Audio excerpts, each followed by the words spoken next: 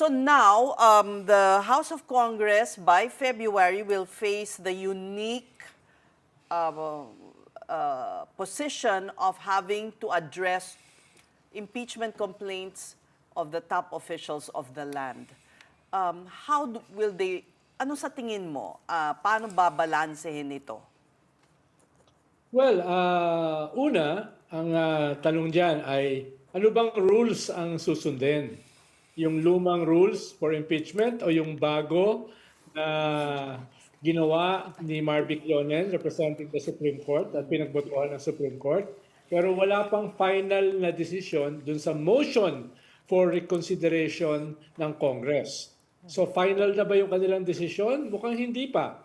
Pero I doubt kung hindi susundin ng mga abogado at ng mga congressman yung desisyon ng Supreme Court led by Marvick Leonen. Kaya most probably, yung bagong rule sa impeachment ang masusunod.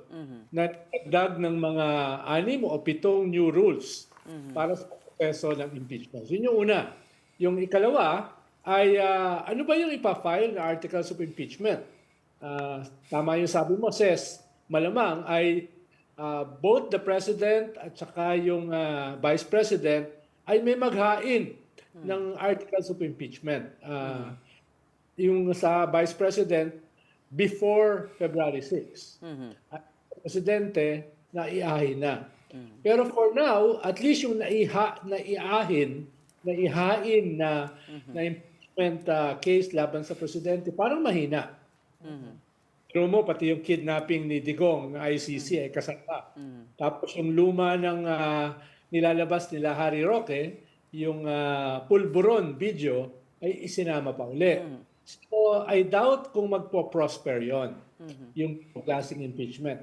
Pero at the same time, ang initial statements ng House, especially si Deputy Speaker Rolly Puno, ay hindi kami interesado sa impeachment. Para sa amin, wala itong saysay. At most, ay aabot lang ito sa Justice Committee.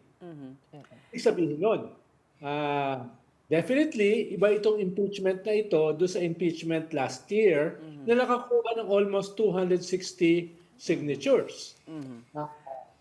Pero if I may interrupt you, Ronald, kasi parang hypocritical kung umusad. Of course, I'm getting ahead of the story. No? Kung umusad ang impeachment complaint against VP Sara, like you said, last year, tapos yung isang mas malaking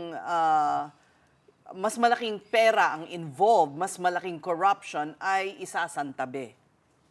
Well, depende kasi dahil kailangan mong patunayan na nakalink itong corruption na ito sa presidente.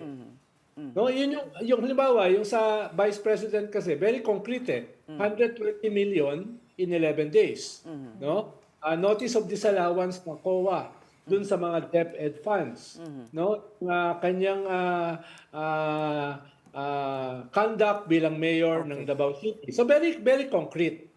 So far, wala namang ganung konkreto. Ang lumalabas, culpability. Ang lumalabas, responsibility. Kailangan mo ng smoking gun. Kailangan mo ng something concrete. Okay, well, Sabi na hindi mangyayari yun. Dahil may ipa-file yata tomorrow ang Makabayan Block. Tignan natin kung paano ililink. Yes. Pero hindi pwedeng generic.